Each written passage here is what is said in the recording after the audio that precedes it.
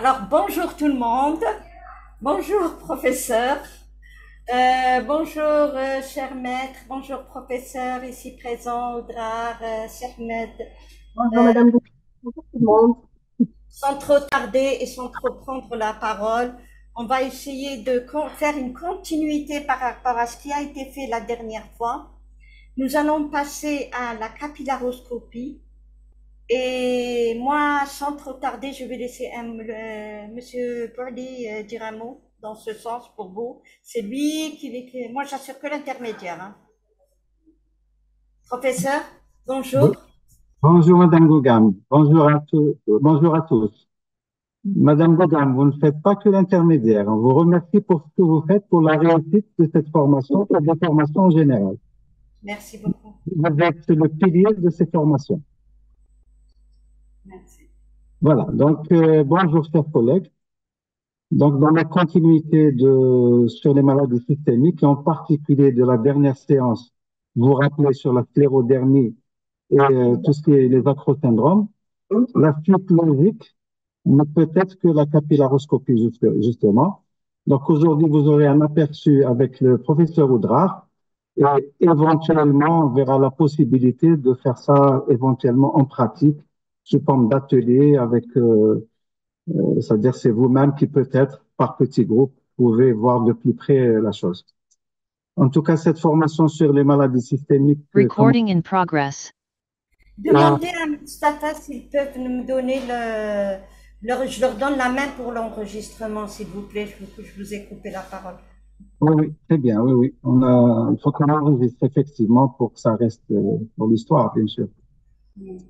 Donc voilà, c'est un défi sur les maladies de système, c'est quelque chose qu'on doit développer ensemble à travers les formations et on va compléter ensemble à travers vos demandes à vous, et en particulier pour les séances à venir. Nous prévoyons les myopathies inflammatoires, la maladie de Behçet, le lupus et d'autres pathologies. Mais la séance d'aujourd'hui ne pouvait être que la continuité de la séance initiale sur la sclérodermie et les acrosyndromes. Salam Dankoum, et je passe la parole au professeur Oudrar pour démarrer cette formation d'aujourd'hui. Merci. Merci, professeur. Merci, Salam comme Kamen, c'était Ramadan. Alors, bonjour à tous, bonjour Madame, bonjour à toute l'assistance, chers collègues, mes chers amis. Là, je suis ravie de vous retrouver pour cette deuxième session. Donc, pour ceux qui étaient avec moi la dernière fois, donc nous avons vu passer en revue pratiquement les principaux acrosyndromes. Et comme l'a si bien dit le professeur Boilly, effectivement, la suite logique de tout acrosyndrome est l'exploration de la microcirculation. Donc, nous allons essayer de vous donner un aperçu aujourd'hui sur ce qu'est la capillaroscopie péri-inguéale et l'exploration de cette microcirculation. Il y a plusieurs capillaroscopies, il faut le savoir. Donc, nous avons abordé l'un des aspects, c'est la capillaroscopie péri-inguéale, parce qu'il en existe d'autres. Bien. Donc, dans un premier temps, oui. Alors, oui, oui. Alors, Madame Gougam, si vous pouvez nous donner la main pour l'enregistrement, s'il vous plaît. Je vous l'ai donné. La demande. Je vous l'ai donné. Hein. C'est bon. Très bien.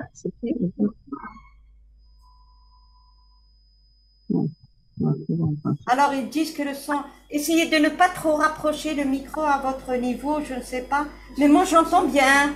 Ceci dit, hein. C'est eux qui ont ce petit problème. Moi, j'entends très bien. Est-ce que je peux juste le poser? Je préfère le poser. Et peut-être qu'il va me percevoir. Bien. Bien. On démarre, on a déjà perdu beaucoup de. Je peux le laisser ici. Est-ce que vous allez m'entendre comme ça? Moi, je vous entends. Moi, je vous entends. Moi, je vous entends. Alors, on peut fixer un certain nombre d'objectifs dans cette session.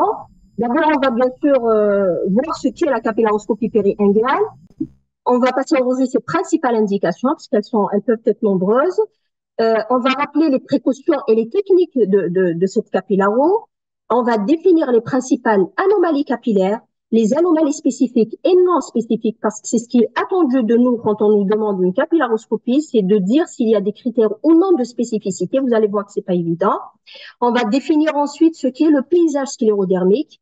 On va connaître donc les principales classifications du paysage sclérodermique. Là, on rentre déjà pratiquement dans la spécialité et on dépasse un peu le stade diagnostic. On est déjà dans le stade pronostic. Et enfin, nous allons tenter d'établir un algorithme, donc un algorithme simplifié qui va nous permettre donc qu'on peut utiliser pour voir quand est-ce qu'on doit pratiquer une capillaroscopie et comment la classer.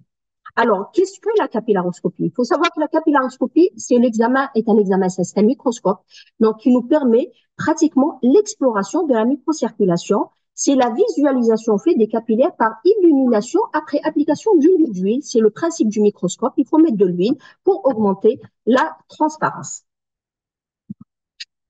Alors, sur le plan historique, juste un bref rappel. Alors, depuis la découverte de la microcirculation au XVIIe siècle, la première publication remonte déjà à 1911, d'abord dans le domaine de la physiologie, ensuite de la pathologie donc vasculaire, particulièrement au cours de la sclérodermie systémique. Et c'est Maric, en 1983, qui a donné leur description définitive aux différents paysages capillaroscopiques de la sclérodermie donc systémique. Et nous reviendrons sur cette classification justement de Maric. Alors, juste pour savoir quel est notre champ d'exploration, quel est notre champ d'action donc, un bref rappel anatomique de la peau que vous connaissez très bien. Donc, vous avez la couche de l'épiderme qui contient justement ces boucles. Voilà les boucles. Les slides n'avancent pas. Ah oui? Là, à mon niveau, je suis déjà à la 3e ou 4e plaque. Eh ben, on est toujours aux objectifs. Ah, c'est ça. Moi, au début, je pensais que vous êtes en train de parler d'une démonstration, c'est tout. Voilà. Voilà, très bien. Là, une, rohé. Très bien. Donc, on était aux objectifs. Nous avons rappelé ce qu'était la capillaroscopie. Un mode historique. Voilà, je pense que j'ai bien commenté. Et là, nous sommes au rappel anatomique. Voilà, oui, on a l'image. Très bien. Alors, donc, pour ce qui est du rappel anatomique, c'est juste pour savoir, au fait, quelles sont les limites de la capillaroscopie. Les choses se passent à ce niveau, à cette première couche de la peau, c'est-à-dire au niveau de l'épiderme. Voilà les boucles anatomiques, les différentes boucles que l'on doit donc explorer par le capillaroscope. Et vous avez ici le plexus papillaire. Donc, c'est essentiellement à ce niveau que les choses vont se passer pour nous. Alors, il faut savoir que la capillaroscopie, comme le nom le dit si bien, est un but idéal. Pourquoi? Au fait, on choisit cette zone d'exploration autour de l'angle, donc au pourtour de l'angle. Pourquoi? Parce qu'au fait, c'est la petite zone cutanée et les capillaires sont parallèles à l'épiderme. Donc, ça nous permet de voir le capillaire dans pratiquement toute sa longueur. C'est-à-dire qu'on arrive à voir les deux anses capillaires et le sommet, contrairement à ce qu'on appelle la capillaroscopie en plein pot, les capillaires, comme vous le voyez ici, sont perpendiculaires à la peau. Donc, on n'arrivera à ne voir que les sommets, au fait. Bien sûr, elle a un intérêt, cette capillaroscopie en plein pot. Elle est utilisée aujourd'hui dans les insuffisances veineuses, dans le risque de survenue d'ulcères de jambe. C'est pas ce qui nous concerne aujourd'hui. On va s'intéresser à la capillaroscopie périinguéale, qui est justement, qui a un autre objectif, l'exploration de la microcirculation, notamment au cours des connectivites. Donc, comme vous voyez ici, les capillaires sont parallèles. Donc, j'arrive à voir le capillaire pratiquement dans toute sa longueur. Alors, quelles sont les principales indications? Il faut savoir que l'intérêt diagnostique de la capillaroscopie n'est plus à discuter aujourd'hui. Il n'est plus à discuter, notamment dans le phénomène de Raynaud. Vous savez que le premier examen qu'on demande devant un phénomène de Raynaud, c'est la capillaroscopie. C'est même des recommandations de groupes d'experts de la microcirculation. Pourquoi? Parce que c'est ce qui nous permet de différencier une forme primaire d'une forme secondaire de phénomène de Raynaud. Si vous avez un phénomène de Raynaud qui ne s'accompagne pas d'anomalies microcirculatoires, donc de dystrophie capillaire, donc il s'agit très probablement d'un phénomène de Raynaud, en tout cas pour l'instant, d'un phénomène de Raynaud primaire, primitif, qui, en général, bien sûr, les choses peuvent changer. Maintenant, si les choses peuvent changer, si vous avez parfois des dystrophies capillaires qui accompagnent ce phénomène de Raynaud, ça veut dire que nous sommes peut-être devant une connectivité qui va s'exprimer ou qui est peut-être déjà là. Nous sommes en tout cas devant un phénomène de Raynaud secondaire. Oui, qu'est-ce qui se passe? Un petit moment.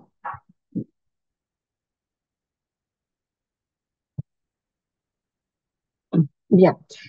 Alors, la deuxième indication principale, c'est au cours de la sclérodermie systémique, notamment dans le dépistage précoce, parce qu'il y a des sclérodermies, comme vous savez, qui masquent très bien leur profil clinique, donc qui ne sont pas apparentes. Et malheureusement, elles arrivent chez nous avec un diagnostic tardif, avec une PID avancée. On aurait aimé faire justement le diagnostic à un stade précoce pour éviter les complications fibrosantes viscérales.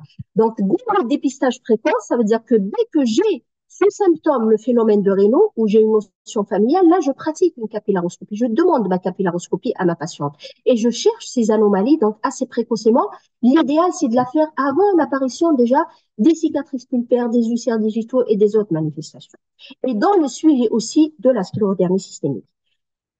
L'autre indication, c'est l'évaluation de ce qu'on appelle les pathologies apparentées à la sclérodermie systémique. Au fait, c'est la dermatomyosite, les conjonctivites mixtes, qui peuvent avoir les mêmes lésions microcirculatoires, parce qu'il s'agit aussi de microangiopathie, microcirculatoire que la sclérodermie systémique. Et enfin aussi, c'est un examen qui est largement demandé dans l'exploration de la PID idiopathique. La PID qu'on n'arrive pas à classer. On fait un bilan immuno, il est négatif. Donc, on ne sait pas, au fait, on n'arrive pas à mettre une étiquette étiologique sur cette PID. Donc, on cherche quand même des anomalies microcirculatoires associées donc à cette PID. Bien. Alors, quel est le matériel maintenant optimal utilisé? Il faut savoir qu'il existe donc le matériel au fait optimal, ça reste la vidéocapillaroscopie. Donc c'est l'outil optimal qui est conseillé aujourd'hui. Pourquoi? C'est le plus recommandé parce qu'il nous offre une meilleure qualité d'image, parce qu'il est aussi muni d'un logiciel amélioré qui permet le traitement et la mesure de ces images, qui permet de classer, de créer des fichiers à chaque patient.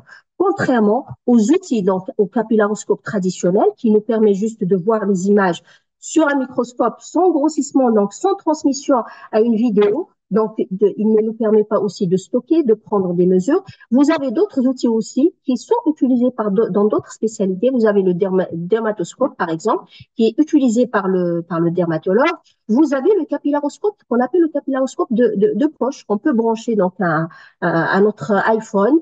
C'est comme une clé USB qui va nous donner aussi des images, mais qui nous permet pas de prendre les mesures nécessaires ni de calculer donc les densités, etc.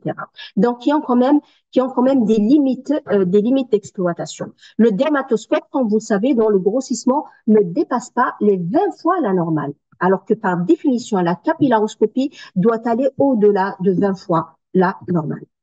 Alors voilà un peu l'outil que nous utilisons quotidiennement au niveau de notre service. J'espère que vous aurez l'occasion de le voir. Donc si on arrive à s'entendre sur des séances pratiques, donc on peut constituer des groupes ensemble et vous pratiquerez, j'espère en tout cas vous-même, la capillaroscopie. Donc voilà de quelle manière nous prenons donc la main du patient, de la patiente, d'accord. Donc on immobilise donc sous le champ donc du microscope. Bien sûr, ce microscope il est relié à un ordinateur. L'ordinateur qui nous permet justement, qui nous donne la main pour manier, pour calculer, pour mesurer, pour enregistrer. Donc, on peut revenir même plus tard sur ces images. Et vous avez bien sûr la source de lumière, donc qui nous permet bien sûr une meilleure visibilité.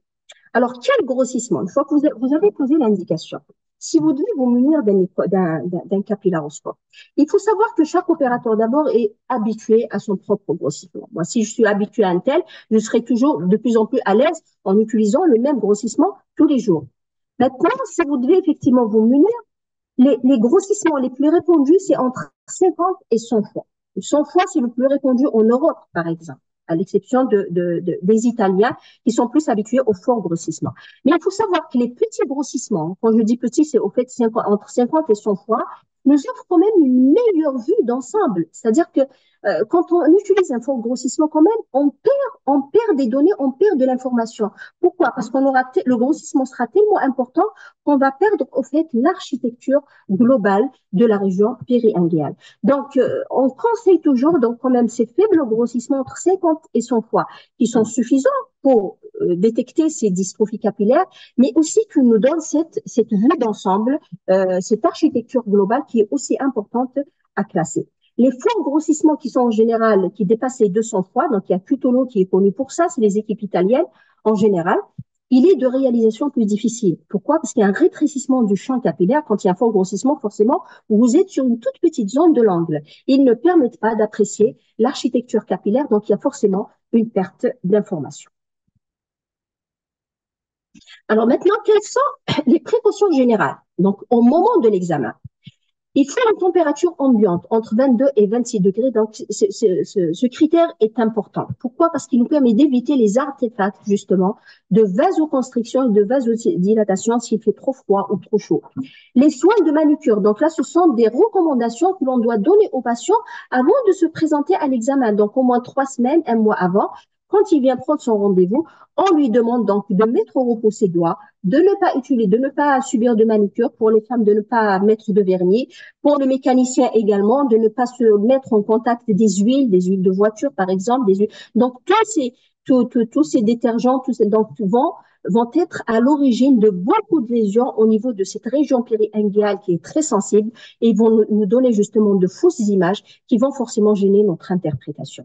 Bien sûr, on donne également des recommandations pour ne consommer ni thé, ni café, ni tabac dans les 2 heures qui précèdent, parce qu'on sait que tous ces excitants, donc même l'émotion, donc parfois, peuvent entraîner elles-mêmes le déclenchement de ce phénomène de réunion.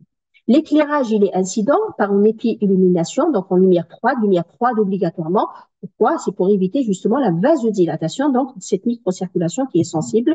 Une faible luminosité ambiante est conseillée dans une chambre noire, donc c'est l'idéal. Et bien sûr, les avantages, c'est d'avoir une image figée. Une fois que vous êtes en dynamique, vous choisissez une image, donc un champ d'exploration au niveau de l'angle, vous fixez l'image et sur cette image que vous allez bien sûr faire les traitements nécessaires, prendre les mesures nécessaires. Alors, quelles sont les précautions générales? L'examen, il se fait en général en position assise. On va voir les images dans un instant. Une huile d'immersion, huile de microscope, tout simplement, donc, est mise sur le lit de l'angle. Donc, l'épiderme devient de la sorte plus transparent. 8 doigts sont systématiquement analysés. 8 doigts à l'exclusion des pouces. Pourquoi? Parce que les pouces, en fait, sont moins informatifs, plus difficiles à manipuler, et ils sont surtout le siège de traumatismes locaux. Donc, vous trouverez constamment des hémorragies pourquoi? Parce que le pouce, il subit de façon naturelle des traumatismes. Donc, vous trouverez des lésions, vous ne saurez pas, au fait, s'il s'agit de lésions traumatiques ou de lésions pathologiques. Et il faut savoir que le 4e doigt est le plus informatif. La peau y est fine en général, il est moins soumis au traumatisme. Le recueil des données iconographiques par fichier, bien sûr, pour chaque patient doit être effectué. Alors voilà un petit peu notre zone, voilà, donc des doigts, vous l'avez reconnu, c'est des doigts au fait d'une patiente sclérodermique. On le reconnaît à l'aspect de ses doigts, de ses aubes qui sont donc raccourcis. Vous regardez la cuticule, comme vous le voyez ici, la cuticule est vraiment épaissie, c'est typique donc des doigts d'une patiente sclérodermique. Et le capillaroscope, donc la zone d'exploration, ça va être ce pourtour de l'angle. C'est au-dessus de la cuticule. C'est à ce niveau en général que l'on prend les mesures nécessaires. Bien sûr, les 4 doigts de chaque main doivent être explorés. Alors, voilà un petit peu, donc voilà de plus près le microscope, comme vous le voyez avec sa source de lumière. Bien sûr, vous pouvez trouver d'autres microscopes, d'autres modèles. Donc, le principe, c'est comme quand vous avez une nouvelle voiture. Donc, vous prenez toujours le temps de reconnaître un petit peu les outils nécessaires pour conduire. Et ben, c'est la même chose. Donc, voilà un peu l'outil, donc l'ordinateur, donc qui est relié bien sûr à ce microscope, qui nous permet pratiquement donc de manipuler donc nos images. Voilà l'outil en entier. Et bien sûr, la pièce dans laquelle vous travaillez doit être munie obligatoirement d'un climatiseur. Il n'est pas question de faire, par exemple, dans des conditions donc, climatiques, que ce soit dans le froid ou dans le chaud. C'est pour ça qu'il faut avoir une pièce qui est bien équipée, et la température, en général, elle est réglée entre 22 et 26. Nous choisissons la température de 24-25 habituellement, qui est bien supportée donc par le patient et qui nous évite justement ces artefacts de vasodilatation et de vasoconstriction. Donc, voilà un petit peu la position que prend donc la patiente. Donc, en général, elle est mise de côté. Donc, comme je vous l'ai dit, la position dépendra aussi de votre outil, de l'outil dont vous disposez. Donc, voilà l'opérateur où il doit se mettre. Bien sûr, donc il faut, avec les 2 mains, une main va bien sûr essayer de maîtriser les doigts de la patiente, et avec l'autre main, vous allez essayer de prendre les mesures nécessaires et de manipuler votre outil. Donc, voilà de quelle manière donc on essaie de contenir le doigt parce qu'il faut savoir que ces grossissements de 100 fois, même quand je vous l'ai dit, les faux grossissements, les petits mouvements du doigt que parfois certains patients n'arrivent pas à contenir, à maîtriser, eh ben, ils seront mutilés par 50 fois, par 100 fois. C'est pour ça qu'il est très important de stabiliser donc le doigt sans trop serrer, bien sûr, de stabiliser le doigt sur le champ d'exploration. Bien sûr, on exerce donc une mise au point, donc obligatoirement avant de choisir donc la zone et les images nécessaires que vous allez exploiter. Donc voilà de plus près donc comment se fait justement cette manipulation. Alors une fois que vous avez mis en condition, mis en place votre patient, bien sûr, l'exploration des 8 doigts, donc c'est un rappel, c'est important, l'exploration des 8 doigts est pratiquement est importante. Donc, elle est obligatoire à l'exclusion des pouces. Elle va porter sur quoi? Elle va porter d'abord, en fait, sur le diamètre des anses capillaires.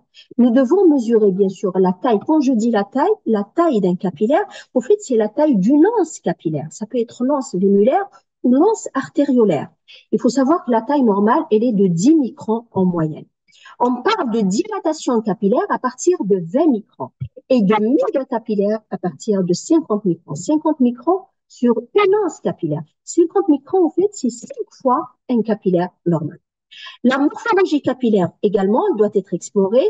Elle nous permet de détecter les dystrophies. On va voir qu'il y a des dystrophies mineures, des dystrophies majeures. Elle nous permet donc de rechercher les capillaires ramifiés et surtout de rechercher aussi la néo-angiogénèse. On va voir ce que c'est. La densité capillaire, donc c'est quoi? C'est le nombre de capillaires par millimètre. Il n'est pas, donc il est très important aujourd'hui, donc il n'est pas question de pratiquer une capillaroscopie sans répondre d'une densité capillaire.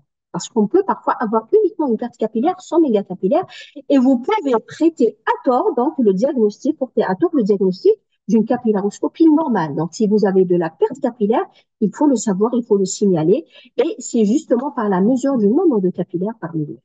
On parle justement d'une raréfaction capillaire quand le nombre de capillaires est inférieur à 7 capillaires par millimètre et de zone avasculaire quand il est inférieur à 3 capillaires par millimètre. L'exploration doit porter aussi sur la distribution capillaire. Est-ce que ces capillaires sont disposés de façon homogène? Est-ce qu'ils sont hétérogènes ou pas? Elle doit porter aussi sur l'espace péricapillaire qui doit être exploré donc on doit rechercher s'il y a des hémorragies ou s'il y a un œdème qui peut masquer justement la visibilité. Alors, de façon là, très théorique, avant de passer à la pratique, voilà quelques images. Donc, je vous rappelle quelques variantes anatomiques de ce qu'est un capillaire normal. Donc, ça, c'est un profil normal. Vous pouvez trouver différents aspects. Donc, vous avez le type 1, le type 2, le 3 et le 4. Il faut savoir quand il y a une rotation unique de ce capillaire, parce que certains le confondent avec une dystrophie. Eh ben non, il s'agit d'un capillaire qui est pratiquement normal. C'est une variante anatomique. Voilà d'autres aspects. Donc, vous avez ici aussi des aspects normaux. Vous avez le type 1, le type 2, avec quelques tortuosités, mais qui ne sont pas pathologiques. Vous avez le type 3 et vous avez le type 4.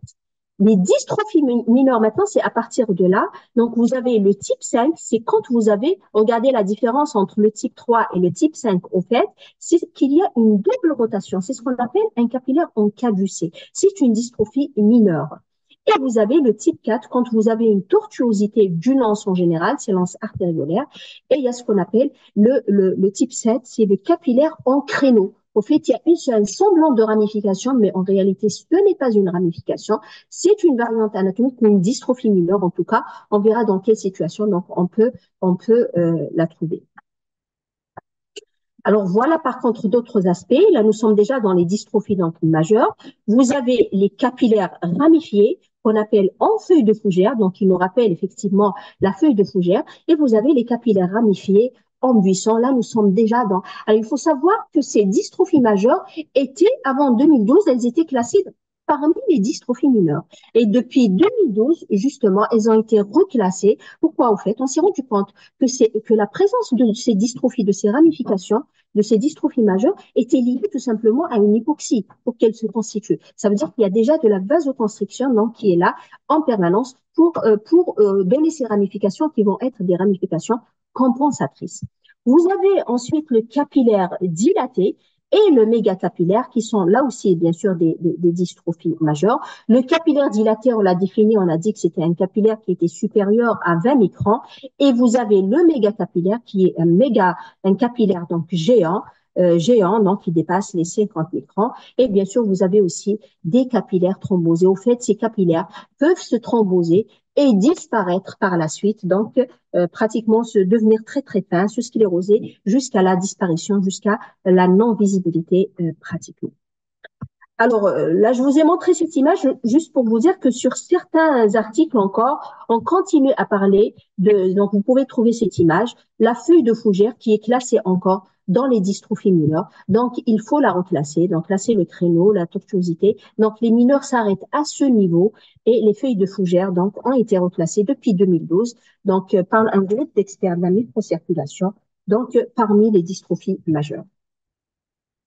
Alors, on va voir de plus près justement toutes ces images. Alors, voilà de quelle manière vous allez voir votre paysage capillaroscopique chez un sujet normal. Là, il s'agit d'un profil qui est normal. Comme vous le voyez, ce sont des capillaires qui sont fins, donc on aura de meilleures images. Ce sont des capillaires donc, qui sont fins, qui sont bien ordonnés. Donc, il y a une disposition qui est strictement homogène. Donc, l'une à côté de l'autre. Là, comme vous le voyez, nous avons une mire de mesure. C'est l'avantage d'avoir un vidéocapillaroscope et d'avoir cette mire de mesure qui va nous permettre de calculer la densité capillaire. Bien sûr, il y a une échelle qu'on doit afficher obligatoirement. Regardez sur cette échelle. Là, c'est 500 microns. Donc, le double de cette distance correspond à 1 millimètre. Et c'est sur 1 millimètre, au fait, que je vais faire le compte de alors, il y a certains logiciels qui font carrément le compte eux-mêmes. Là, on peut faire le compte manuel ou, comme je vous l'ai dit, parfois, il est intégré aussi dans le logiciel. Bien. Voilà un autre aspect aussi de capillaroscopie, donc là, qui est aussi normal. Alors, je ne sais pas, c'est pas la même patiente ici. Donc, avec une mire de mesure aussi qui nous permet de mesurer le nombre de capillaires. Donc là, on arrive aux dystrophies. Alors, comme vous voyez, les dystrophies ici, elles sont nombreuses sur ce doigt pratiquement. Donc, voilà un aspect de dystrophie mineure en caducée. Comme je vous l'ai dit, il y a plusieurs au fait rotation du capillaire sur lui-même. Contrairement à cette dystrophie qui nous rappelle le buisson, le capillaire déformé en buisson ou bien carrément les feuilles de fougère. Donc, ces dystrophies, par contre, sont des dystrophies majeures. Elles sont classées dans les dystrophies majeures, justement, et elles nous permettent de classer notre paysage capillaroscopique comme une micro-angiopathie organique, mais non spécifique. On va voir les critères de spécificité. Mais elle nous permet déjà d'affirmer l'organicité de nos anomalies capillaires. Alors, voilà comment se présentent les hémorragies capillaires. Comme vous le voyez, en général, une hémorragie, c'est une pile d'assiette. Pour parler d'une hémorragie, c'est une pile. Donc, vous avez 7 piles d'assiettes, ou ce qu'on appelle l'aspect en volute de fumée. Donc, 7 piles d'assiettes, c'est une hémorragie. Et vous avez ici, comme vous le voyez, plusieurs. Alors, pour les reconnaître en général, les différences des hémorragies, donc ou traumatiques, en général, au-dessous de chaque hémorragie, vous avez de la perte capillaire. Pourquoi? En fait, d'où surviennent ces hémorragies? C'est tout simplement des capillaires qui vont partir, qui vont soit être perméables, ils se sont tellement dilatés qu'ils sont devenus perméables, donc ils vont laisser une suffusion donc hémorragique, ils vont être à l'origine, soit qu'ils ont une paroi pathologique. Donc en général, ils vont se détruire. Et en général, au-dessus, vous avez donc ce vide. Pourquoi? Donc là, on devine qu'il y a eu peut-être une perte capillaire à ce niveau, un capillaire qui s'est détruit, qui a donné lieu à cette hémorragie, qui peut durer quelques semaines, voire quelques mois avant de disparaître. Vous en avez d'autres ici, donc beaucoup d'hémorragies. Ici, donc, elles sont typiques. Ce sont des hémorragies pathologiques, donc liées à ce paysage. Voilà d'autres hémorragies. Comme vous le voyez ici, quand vous trouvez cet aspect d'hémorragie multiple, on voit qu'elles sont anciennes, elles sont thrombosées, elles sont noirâtres.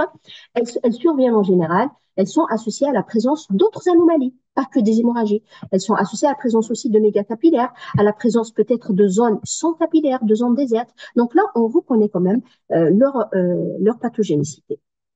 Voilà un autre aspect, donc d'hémorragie capillaire, là aussi qui sont pathologiques, qui surviennent là sans présence de mégacapillaires.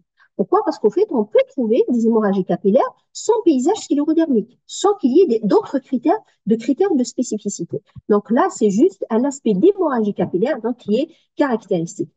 Regardez la différence avec une hémorragie qui est ici traumatique. Donc, regardez le champ en dessous, le champ capillaire qui est tout à fait normal. Il est tout à fait normal. Regardez cette hémorragie qui est étalée et qui survient sur une crevasse. On voit qu'il y a ici une crevasse de la cuticule. Donc, à l'évidence, cette hémorragie est traumatique. Alors voilà, on passe maintenant à une autre anomalie. Nous sommes toujours dans les anomalies qualitatives. Une autre anomalie, c'est la désorganisation architecturale. Donc c'est un critère en général qu'on peut trouver, mais qui n'est jamais seul. En général, il n'est pas seul, il est associé. Donc soit on peut le trouver dans un contexte de paysage sclérodermique, on peut trouver des mégacapillaires avec, on peut trouver des dilatations, des hémorragies. Donc en général, la désorganisation architecturale, elle peut survenir à un stade tardif habituellement. Donc, il faut savoir la reconnaître. Ce sont des capillaires, au fait, qui vont dans tous les sens, qui ne sont pas agencés, comme on l'a vu, dans le profil normal. Alors, voilà un aspect de dilatation. Donc, si on mesurait donc ce capillaire, donc je vous montrerai des photos où ça a été fait, où on a pris des mesures. Donc, si je devais mesurer donc ce capillaire, donc là, je trouverais qu'il est entre 20 et 50 microns. En général, il ne dépasse pas les 50 microns, à l'évidence. Donc, il ne s'agit pas d'un mégacapillaire, mais d'une dilatation capillaire. Donc, on peut trouver cet aspect, comme on l'a dit, c'est un signe aussi la présence de dystrophie majeure. La dilatation capillaire est une dystrophie majeure qui nous permet de classer notre paysage dans une micro-angiopathie organique. On arrive maintenant aux dystrophies aussi majeures, mais qui sont là spécifiques. C'est la présence du mégacapillaire. Regardez la différence entre ce capillaire et celui-là. Alors, si je prends celui-là, regardez comment je le mesure. J'espère que vous arrivez tous à voir cette mire de mesure. Donc, elle est là. Au fait, vous avez le choix. Vous pouvez mesurer votre capillaire sur n'importe quel anse. Il y avait un litige dans le temps sur la manière de mesurer le mégacapillaire. Au fait, vous pouvez choisir l'anse qui vous plaît. En général, on choisit la plus large et la plus grosse. Donc, ça peut être le sommet, ça peut être l'anse vellulaire ou l'autre anse. Donc là, on a pris pratiquement la zone la plus élargie et regardez la taille de ce mégacapillaire. Il fait pratiquement presque 3 la taille d'un mégacapillaire, donc 131 microns. Donc, à l'évidence, il s'agit ici d'un mégacapillaire, mais qui est ici associé aussi à la présence d'autres anomalies spécifiques. D'accord? On a des zones sans capillaires, on a des hémorragies capillaires. Les hémorragies ne sont pas spécifiques, mais en général, elles accompagnent les anomalies donc spécifiques. Donc, vous voyez, le mégacapillaire, quand il survient, en général, il est associé à d'autres anomalies. Voilà un autre mégacapillaire, comme vous le voyez. Donc, je le mesure. Vous voyez que le mégacapillaire, il se présente comment? C'est un capillaire qui est en général court et très dilaté. Donc, il grossit et il se raccourcit. Donc, on voit la lumière qui est au milieu. On voit ici une anse, le sommet et une autre anse. Et quand on le mesure au fait, on voit qu'il dépasse ces 3 fois. On est presque à 4 fois un mégacapillaire. Et en général, quand on arrive à ce stade, quand il est aussi dilaté, donc de façon aussi importante, il devient perméable. Il devient perméable, ça veut dire quoi? Il va laisser quand même passer donc le sang à travers sa paroi avant de se détruire. Et c'est très probablement ce que nous voyons ici. Donc, on voit qu'il y a eu de l'hémorragie. Ça prend à l'évidence la forme du capillaire. Elle est juste au-dessus de ce capillaire qui est pathologique. Donc, il y a eu de l'hémorragie qui a gardé exactement la même forme avec une thrombose parce que ça devient donc noir. Donc, vous voyez que la perméabilité, les mégacapillaires, quand ils grossissent de façon importante, dans l'évolution naturelle, ils vont se dilater, se rompre avant de disparaître donc complètement. Donc voilà un autre aspect. Alors ici, je vous montre cette image juste pour vous montrer comment parfois la difficulté de mesurer le capillaire. Regardez ici, quand j'ai cette lumière qui est au centre, donc je peux calculer une seule anse. Donc je n'ai pas de souci. Je prends les mesures sur une anse que je choisis.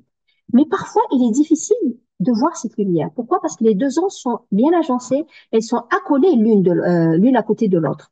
Donc, qu'est-ce que je fais au fait? Qu'est-ce qu'on fait? Donc, on va prendre notre mire de mesure et on prend le capillaire en entier.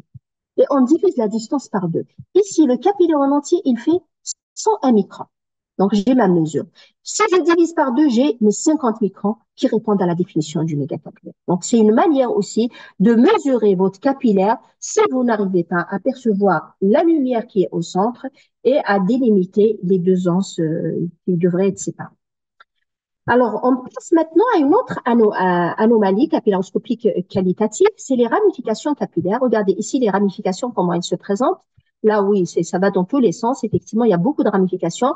Là, il s'agit bien sûr de dystrophie majeure. Regardez par contre, cette dystrophie, là, ça ressemble plutôt à un créneau.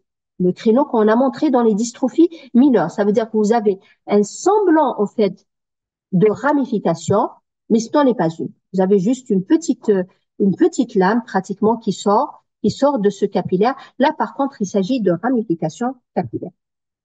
Voilà un autre aspect. Donc, un autre aspect de ramification capillaire qui s'accompagne aussi parfois donc de dilatation. Comme vous voyez ici, ça peut prendre un aspect, donc l'aspect en buisson, l'aspect en feuille de fougère, donc c'est la même chose. L'aspect même, certains utilisent le terme d'aspect en peloton ou d'aspect glomérulaire. Donc, c'est l'un dans l'autre. Ce sont toutes des dystrophies majeures. Vous pouvez utiliser le terme que vous voulez. Elles ont pratiquement la même signification, donc, dans la sémiologie capillaroscopique. Donc, voilà un autre aspect. Donc, un aspect là, ici, c'est une dystrophie mineure, c'est l'aspect en caducée. Là, par contre, c'est un aspect de dystrophie majeure, donc qui rappelle l'aspect donc en buisson. Alors, on passe à une autre anomalie maintenant qualitative, c'est la néo-angiogénèse. Alors, qu'est-ce que la néo-angiogénèse? Au fait, ce ne sont pas des capillaires. La différence entre un capillaire ramifié et la néo-angiogénèse, c'est que là, nous ne sommes pratiquement pas, c'est une circulation tout simplement de suppléance. Ça veut dire quoi? Si j'arrive au stade de néo-angiogénèse sur une zone, ça veut dire qu'il y a eu une zone d'abord avasculaire. Ça veut dire que les capillaires ont pratiquement tous disparu avant de donner lieu justement à cette néo-angiogénèse de remplacement. Donc, ça signe une hypoxie pratiquement qui est tardive, donc qui est déjà un stade avancé, surtout si la néo-angiogénèse est aussi étendue comme ça l'est au niveau donc de ce doigt. Parce qu'on peut trouver parfois sur une seule zone. Donc là, ce sont des capillaires par contre par entière, mais qui commencent à se ramifier avant de disparaître et donner lieu. Donc, il y a une dynamique dans l'évolution des capillaires, comme vous le voyez. On peut passer d'un mégacapillaire donc vers des zones pratiquement la destruction, des zones avasculaires et qui vont donner lieu justement à l'installation donc progressive de cette néo-angiogénèse qui sera une circulation de remplacement. Alors, une autre anomalie quantitative, maintenant on passe aux anomalies quantitatives, c'est les zones désertes. Les zones désertes, au fait, c'est quoi? Ce sont des zones avasculaires. Habituellement, si on devait par définition, ce sont des zones de moins de 3 capillaires par millimètre. Regardez ici, comme ces zones sont étendues, ici c'est évident, ici il peut s'agir soit d'un capillaire ou parfois même d'une néo-angiogénèse, mais vous voyez qu'il y a des zones complètement donc avasculaires. C'est le cas ici aussi. Donc, si on prend notre mire de mesure, donc de 1 mm, voilà, c'est 1 mm, et que je calcule le nombre de capillaires sur cette zone, là, j'aurai un nombre pratiquement de 3. Donc, l'un dans l'autre, je suis pratiquement dans une zone, à l'évidence, d'une zone déserte, en tout cas, une zone de perte capillaire. Alors, comment mesurer cette densité capillaire? Donc, il est important de savoir où on doit poser notre mire de mesure. Alors, si on doit schématiser tout ça, regardez, voilà le capillaire. Et voilà des capillaires qui font peut-être partie de la deuxième rangée ou de la première rangée, je ne sais pas. Si je dispose ma mire de mesure ici, à l'évidence, je n'aurai que 5 capillaires, je serai dans le pathologique. Pourquoi? En fait, je suis près des sommets. Donc, il est important de reculer et d'aller, sinon tous les patients seraient pathologiques, et d'aller vers la base des capillaires. Donc, il est important de disposer la mire de mesure à la base du capillaire de telle manière à ne pas méconnaître d'autres capillaires qui font partie aussi de la première rangée et qu'on peut omettre de comptabiliser. Donc, on va porter à tort peut-être le diagnostic d'une perte capillaire alors que ça n'est pas le cas. Donc, voilà comment nous disposons notre mire de mesure, comme vous le voyez. Une fois qu'on la dispose, nous avons donc cette distance de 1 mm. Donc là, vous allez faire le compte tout simplement à l'évidence. Ici, on dépasse les 10 capillaires. Donc, on dépasse en tout cas les 7 capillaires. Donc, vous savez qu'à partir à moins de 7, À moins de 7, nous sommes dans la réfraction. Donc, au-delà de 7, quand on est à 8 et plus, on s'en inquiète pas. Après, on peut avoir des variantes anatomiques chez des personnes qui peuvent avoir une densité de 15-16 et d'autres qui sont plutôt autour de 8-9. Donc là, ce sont des variantes habituellement anatomiques. Quand c'est pas associé à d'autres anomalies, il ne faut pas s'inquiéter. Alors voilà aussi une autre image qui nous montre comment on doit justement mesurer donc cette densité capillaire. Alors voilà un aspect pratiquement ici d'exsudat. Donc l'exsudat, au fait, c'est quoi? Quand vous l'avez, il signe déjà la sévérité de votre paysage capillaroscopique. Pourquoi? Parce que pour avoir un exsudat, il faut avoir des hémorragies, il faut avoir de l'œdème. Ce sont deux critères importants. Quand ils se mélangent, ils donnent lieu justement à cette coloration jaunâtre au niveau de la cuticule et ça signe en général un paysage sclérodermique avec un certain degré donc de sévérité. Ce n'est pas toujours qu'on le trouve, mais quand on le trouve, on doit quand même le signaler. C'est tout simplement une coloration jaunâtre. Ça veut dire quoi? Qu'il y a de l'œdème. L'œdème, on le devine ici, on voit pourquoi? Parce qu'on voit les anses qui sont pratiquement masquées, qui baignent dans une coque, donc œdémateuse, et on voit des hémorragies. Ce mélange, justement, va donner lieu à une coloration donc jaunâtre qu'on appelle un exsudat. Alors, regardez donc sur cette photo que l'on voit de loin. Alors, quand on regarde de loin avec pratiquement un faible grossissement, on arrive à percevoir toute l'architecture pratiquement du lit, de l'angle, et on a l'impression en fait qu'il n'y a pas d'anomalie. Maintenant, si on se rapproche, il s'agit du même doigt de la même patiente. Regardez, 4G, ça veut dire que c'est le quatrième doigt gauche. 4G, c'est le quatrième doigt gauche, je suis sur la même zone d'exploration. Mais quand je me rapproche, c'est-à-dire quand j'utilise un fort grossissement, je suis passé d'un faible grossissement à un fort grossissement. Là, on voit qu'il y a des mégacapillaires. Regardez ces images qui ne semblaient pas être dilatées. Là, si je me rapproche, bien sûr, c'est un peu ça l'artefact ou les fausses images qui sont offertes justement par les dermatoscopes ou d'autres outils qui nous offrent pas justement cette possibilité de faire un fort grossissement. Alors voilà un aspect pratiquement qui est ici normal, comme vous le voyez. Là, c'est juste que nous avons des onces qui sont longues, mais qui ne sont pas pathologiques, d'accord? Et ici, on reconnaît quand même qu'il y a un flux granulaire. Le flux granulaire, c'est un trouble qui est fonctionnel en général. Le flux granulaire, au fait, c'est un flux qui est entrecoupé. On le voit ici aussi. On peut le trouver chez certains patients, parfois dans certaines anémies. Et il peut être associé donc à une stase aussi granulaire, un aspect qu'on peut trouver dans les acrosyndromes comme l'acrocyanose, par exemple. Donc voilà un autre aspect pratiquement ici d'un profil normal où nous arrivons donc quand même à voir ici le plexus, parfois on ne le voit pas, mais qui n'est pas là aussi donc pathologique. Alors voilà donc un aspect de dilatation capillaire. Dilatation, donc c'est une dilatation, il ne s'agit pas d'un méga capillaire.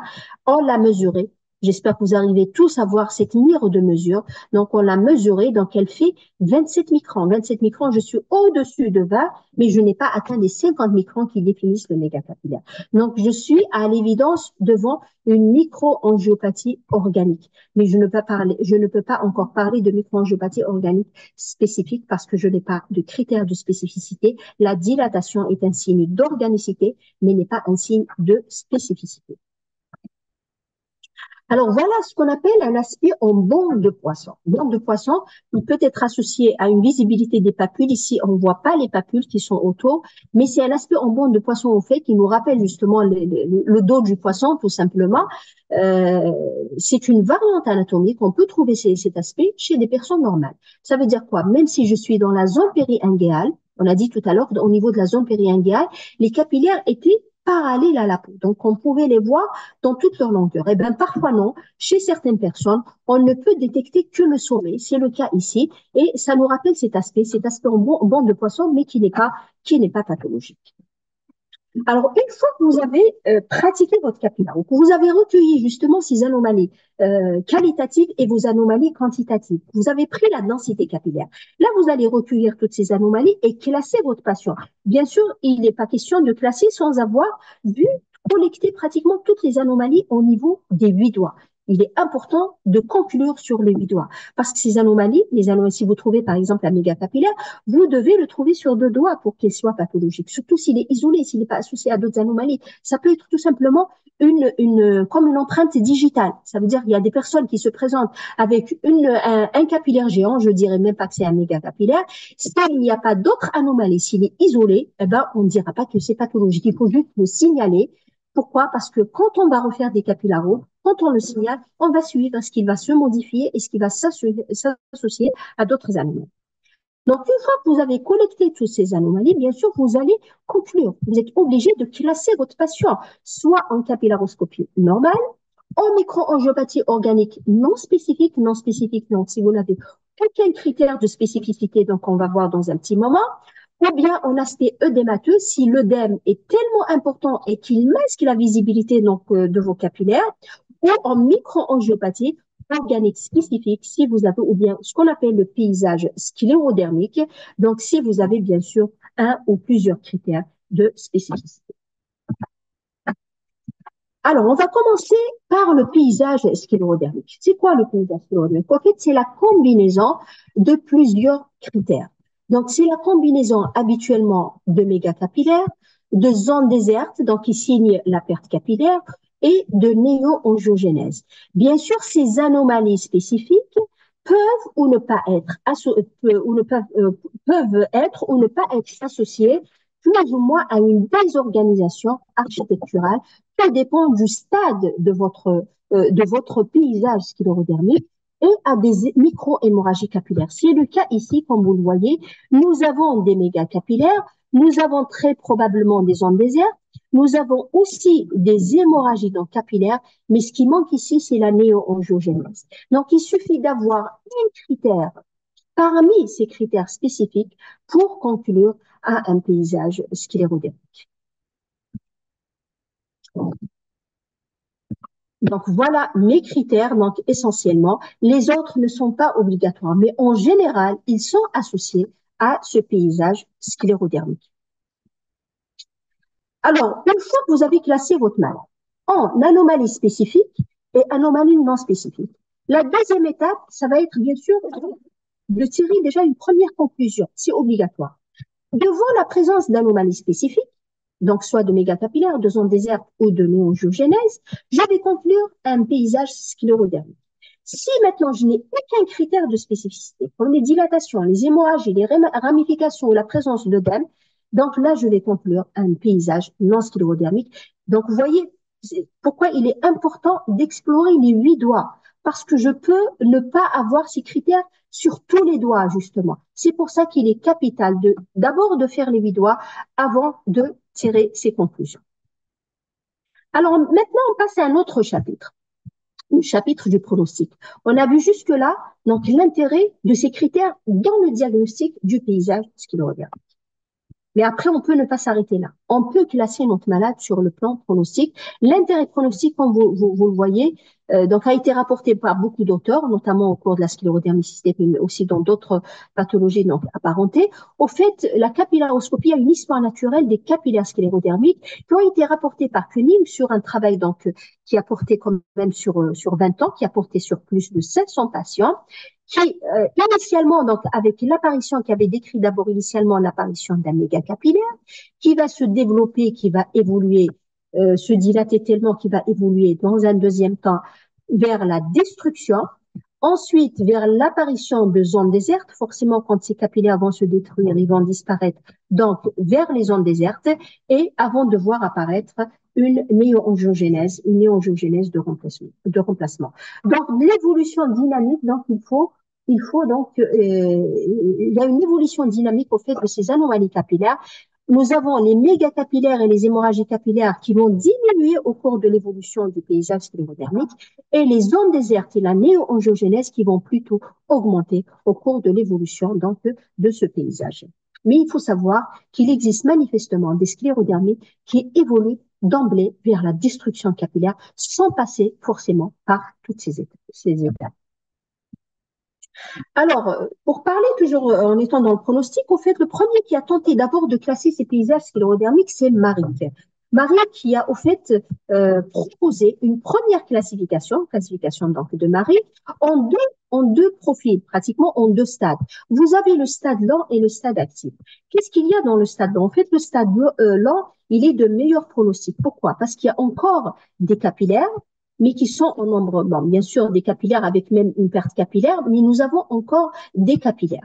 Par contre, le stade actif, c'est un stade où les capillaires ont pratiquement disparu, où vous avez de la néo-angiogénèse. Bien sûr, ces deux stades capillaroscopiques ont été comparés au profil clinique des patients, aux différentes atteintes viscérales, à l'atteinte cutanée, donc à la PID, à l'HTAP. Il se trouve que beaucoup d'articles ont été publiés dans ce sens, c'est que le stade lent est associé justement à des formes plus sévères de la maladie, moins sévère de la maladie, pendant que le stade actif, qui est un stade tardif, est associé à une forme plus sévère de la maladie. On passe maintenant à une autre classification qui est plus récente, c'est celle de Cutolo, qui est largement utilisée aujourd'hui depuis son avènement pratiquement, par contre qui nous permet de classer le paysage sclérodermique en 3 stades. Vous avez le stade précoce, le stade actif et le stade tardif.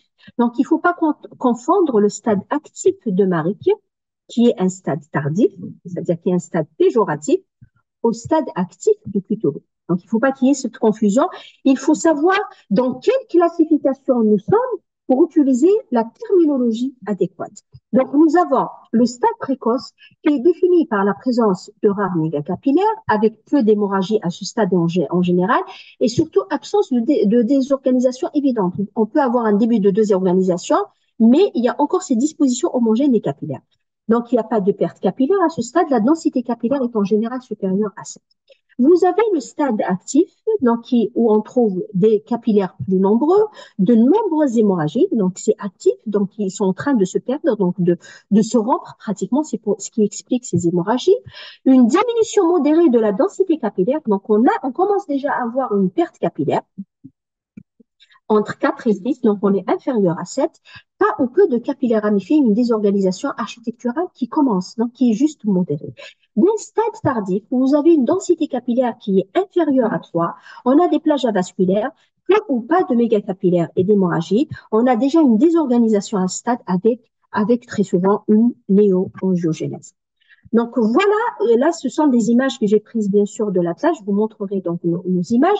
Voilà un aspect de paysage sclérodermique selon la classification de Cutolo. Comme vous voyez ici, j'ai encore une disposition qui est tout à fait homogène et j'ai quelques mégacapillaires qui commencent à apparaître. Donc j'ai déjà des signes de spécificité qui commencent. Donc le premier à apparaître au fait, c'est quoi?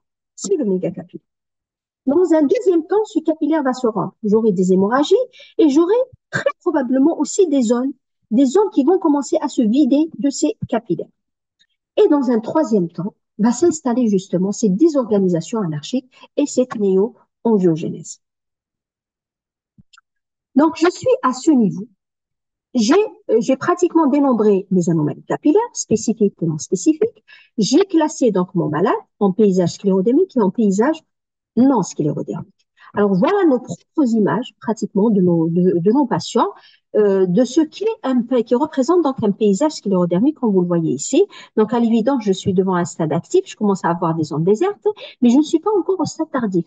Ici, j'ai beaucoup de mégacapillaires avec présence de nombreuses aussi donc hémorragies. Donc on voit qu'il y a constamment donc c'est une évolution dynamique. Il y a constamment donc une perte capillaire donc qui va donc se faire. Une fois que j'ai le diagnostic justement de ce paysage sclérodermique, qu'est-ce que je vais faire? Je vais le classer donc en stade précoce, en stade actif, en stade tardif, selon la classification que l'on vient de voir.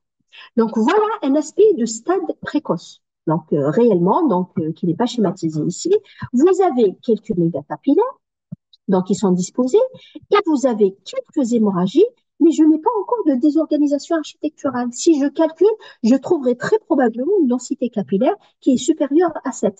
C'est la même chose ici. J'ai encore beaucoup de capillaires, même si je commence à voir apparaître certains mégacapillaires. Donc, je suis au stade précoce. Regardez la différence avec le stade actif. J'ai beaucoup pratiquement d'hémorragies. On voit à l'évidence que ce sont toutes des hémorragies. Voilà. Ce sont des capillaires qui sont en train pratiquement de perdre. D'accord? Donc là, il s'agit d'un stade actif. J'ai beaucoup d'hémorragie, donc il y a une dynamique qui est importante. C'est la même chose ici. J'ai des zones désertes. Je n'ai pas encore de désorganisation donc nette, mais j'ai quand même de la perte capillaire, donc je classe mon mal au stade actif de puture. Alors voilà un stade tardif où pratiquement, comme vous voyez, contrairement à ici, on a cette impression de champ capillaroscopique qui est sale par la présence justement de ces hémorragies. Là, il y a une impression qu'il y a un nettoyage du champ capillaire. Pourquoi en fait? Parce qu'il n'y a plus de capillaires. C'est le désert et il n'y a plus de capillaires qui vont se détruire. Donc forcément, vous ne trouverez pas d'hémorragie. Les hémorragies vont diminuer avec le temps. Avec la diminution des capillaires, les hémorragies aussi vont diminuer. Pourquoi? Parce qu'il n'y aura plus de destruction. Quels sont les capillaires qui vont se détruire? Donc, ils seront remplacés justement par la présence de cette néo-angiogénèse que vous voyez bien ici. Alors, on passe maintenant à l'autre aspect, c'est le paysage non sclérodermique. Nous avons fini pour cette partie donc, avec le paysage sclérodermique et ces 3 stades. Là, on va passer à ce paysage. Donc, si vous avez conclu lors de votre capillaroscopie à un paysage non sclérodermique, bien sûr, vous allez aussi le classer. Il s'agit soit d'une microangiopathie organique non spécifique, soit d'une forme purement œdémateuse, soit d'un profil normal. Donc, c'est comme ça que vous n'allez pas vous limiter à un paysage non sclérodermique. Vous allez quand même conclure à l'un de ces 3 aspects. Donc, regardez l'aspect d'un profil normal, qu'on a vu tout à fait au début. Donc, voilà l'aspect d'un profil pratiquement strictement normal. On voit que les capillaires sont fins, qu'il n'y a pas de désorganisation, qu'il n'y a pas de perte capillaire, qu'il n'y a pas d'autres anomalies associées, qu'il n'y a pas de dilatation. Voilà un aspect de micro-angiopathe. Donc, parmi ces 3, voilà, c'est celui-là. Donc, un aspect de micro-angiopathie organique non spécifique. Pourquoi on dit organique? Organique parce qu'il y a des signes d'organicité. J'ai la présence d'hémorragie capillaire. J'ai la présence de dilatation dans le capillaire, mais je n'ai pas de critères de spécificité. Voilà, il faut faire la part des choses. Il faut faire la différence entre l'organicité et la spécificité. D'accord? Donc, ici, je n'ai pas d'autres critères spécifiques. Donc, je vais conclure à une microangiopathie organique non spécifique.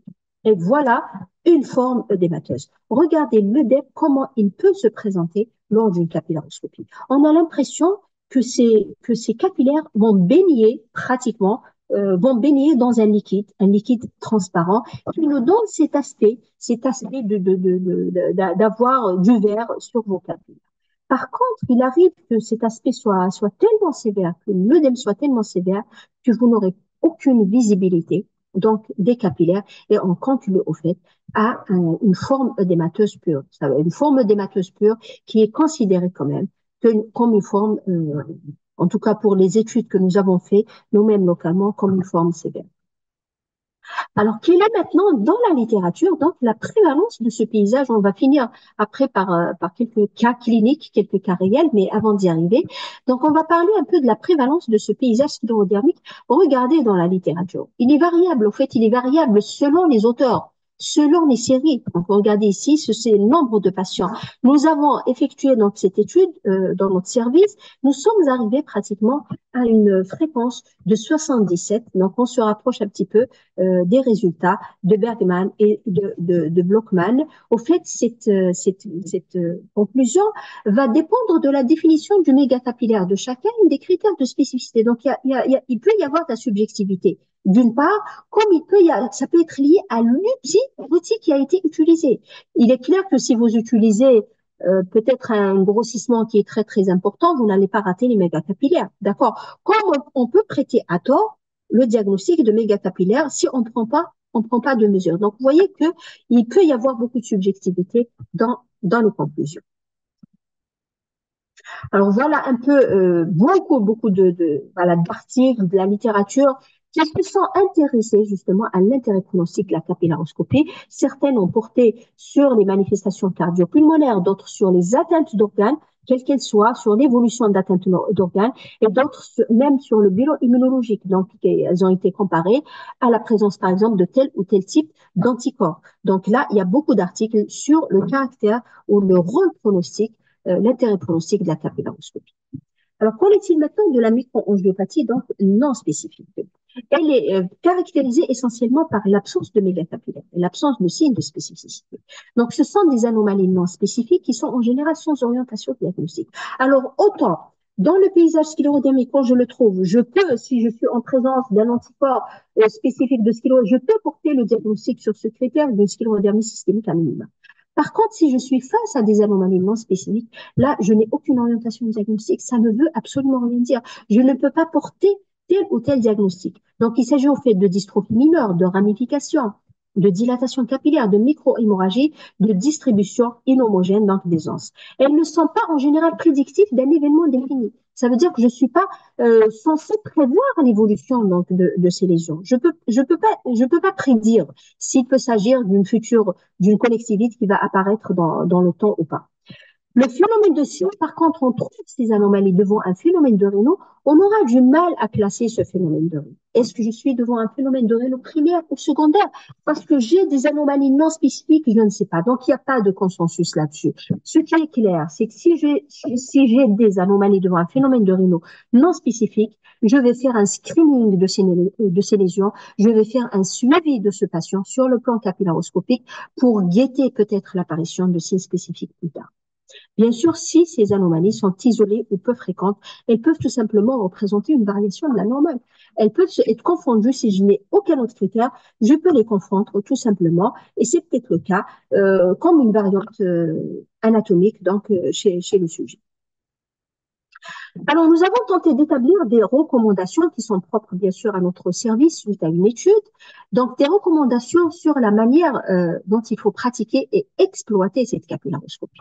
Donc, quel est le rôle de la capillaro au cours de la sclérodermie systémique? Deux situations, en fait, peuvent se présenter à nous. Soit nous sommes devant la situation 1, où le diagnostic de sclérodermie est incertain. Donc, on m'adresse à un patient qui présente peut-être quelques critères de phénomène de Raynaud, mais je n'ai pas encore de diagnostic de sclérodermie. À ce moment-là, la capillaroscopie va rechercher des critères capillaroscopiques en faveur d'une microangiopathie organique spécifique définissant le paysage sclérodermique. Comme je peux être devant la deuxième situation, où le diagnostic de sclérodermie est déjà établi par les critères de la CRELAR de 2013, à ce moment-là, la capillaroscopie va me permettre de définir les anomalies capillaroscopiques qui sont témoins de la microangiopathie. Elle va me permettre de classer ces anomalies capillaires et bien sûr, le reste du bilan va me permettre de dépister les manifestations cliniques et les complications de la maladie. On va essayer de voir ces deux situations sous forme d'algorithme. Dans le premier algorithme, donc si j'ai le diagnostic de sclérodermie qui est incertain, bien sûr, je vais pratiquer une capillaroscopie d'abord sur 8 doigts à la recherche du mégacapillaire. Si le mégacapillaire est présent sur au moins 2 doigts, à ce moment-là, le diagnostic du paysage sclérodermique est présent. Et la densité capillaire, donc là, je dois compléter. Je ne vais pas m'arrêter là. J'ai un mégacapillaire. Je sais que je suis dans la spécificité. Je vais aller plus loin. Je vais mesurer ma densité capillaire et classer mon paysage sclérodermique. D'accord? Bien sûr, avec un bilan clinique qui est pratiqué. Maintenant, si le mégacapillaire est absent, la densité capillaire va me permettre peut-être de chercher un autre critère de spécificité. Je mesure la densité capillaire. Si je suis à moins de 3, donc 3 situations peuvent se présenter. Si je suis à moins de 3, cela rejoint la première catégorie. Ça veut dire que je suis devant un paysage sclérodermique qui est présent, même en l'absence de mégacapillaire. Si je suis entre 4 et 7, donc là, je recommande plutôt, si j'ai pas d'autres critères, je recommande une surveillance, un screening de ces lésions et peut-être la recherche d'autres anomalies en faveur de la sclérodermie, telles que la manométrie œsophagienne, une surveillance clinique. On sait que la manométrie, les lésions œsophagiennes, l'hypotonie du sphincter de l'œsophage est un signe précoce de la maladie qui précède parfois les autres signes, tels que le phénomène de Raynaud. Maintenant, le troisième cas de figure, si je suis devant une densité pratiquement normale, supérieure ou égale à 7, à ce moment-là, je peux décréter l'absence du paysage sclérodermique. Maintenant, on passe au deuxième cas de figure, au deuxième algorithme. Donc, si j'ai un diagnostic de sclérodermie qui est déjà établi. Donc là, de la même manière, je vais pratiquer la capillaroscopie à la recherche du paysage sclérodermique selon le premier algorithme que l'on vient de voir. Donc là aussi, plusieurs situations peuvent se présenter à nous. Si le paysage sclérodermique est absent selon le premier algorithme, je suis soit devant une forme œdémateuse, à ce moment-là, je recommande une surveillance clinique, on a dit que les formes œdémateuses étaient sévères, soit je suis devant une microangiopathie organique non spécifique ou devant un profil normal. À ce moment-là, bien sûr, je recommande une capillaroscopie annuelle, surtout si j'ai toujours un phénomène de Raynaud qui est présent ou si j'ai l'apparition, bien sûr. Voilà, nous sommes devant un diagnostic certain, donc je suis déjà devant pratiquement une sclérodermie. À ce moment-là, je dois suivre cette patiente en pratiquant de façon annuelle, quand c'est normal, de façon annuelle, donc sa capillaroscopie. Maintenant, le deuxième cas de figure, si le paysage sclérodermique est présent. Alors, s'il est présent, je dois compléter par la mesure de la densité capillaire pour pouvoir classer mon paysage sclérodermique. À ce moment-là, soit il est précoce, soit qu'il est actif, soit il est tardif. Alors, s'il est précoce ou actif, là, je recommande bien sûr une surveillance plus étroite. Je ne vais pas faire de façon annuelle ma capillaroscopie. Je vais la faire tous les 3 mois et bien sûr, en conseillant des mesures de lutte contre le froid. Je suis devant une forme qui est déjà là, donc peut-être sévère. Je risque de voir peut-être apparaître donc d'autres complications. Et bien sûr, un traitement vasodilatateur donc est conseillé. Maintenant, si je suis devant un stade tardif, là, je suis devant un risque accru d'apparition d'ulcères digitaux et de PID sévères. Donc là, je conseille une surveillance étroite tous les 3 mois à mon patient. Alors, j'espère que c'était clair avec ces algorithmes. Alors, on passe maintenant, donc là, je vais vous présenter sous forme de petits cas cliniques, donc ces images. Donc, regardez cette image. Qu'est-ce que vous voyez sur cette image? On voit, au fait, je ne vois pas de méga capillaires, j'ai l'impression qu'il y a beaucoup de capillaires, mais je vais revenir sur cette image. J'ai de la dilatation capillaire que j'ai mesurée, je suis à 21. Donc, je suis pratiquement à la limite de la limite. Alors, comment décrivez-vous ces lésions? Est-ce qu'il s'agit de méga capillaires? Est-ce qu'il s'agit de dilatation capillaire, sans mégacapillaire, de capillaires ramifiés, de zones avasculaires, de réseaux capillaires désorganisés, d'hémorragie, d'anomalies mineures ou d'absence d'anomalies mineures? On continue. Alors, j'interroge ma patiente. Il s'agit au fait d'une dame qui s'appelle S, qui est âgée de 27 ans, qui présente une coloration donc rouge des doigts des 2 mains avec hypersudation donc en hiver. Regardez donc cet aspect. Donc, elle décrit aussi des crises douloureuses des doigts survenant lors de l'exposition donc au froid intense. Elle présente aussi des lésions prurigineuses sur les doigts, des lésions prurigineuses sur les doigts. Il y a en fait un amaigrissement de 3 kilos à la suite d'un régime. Elle prend depuis 1 an une contraception, donc par œstroprogestatif. Il existe un aspect cyanique des 2 mains avec lenteur de recoloration et une hyperhidrose.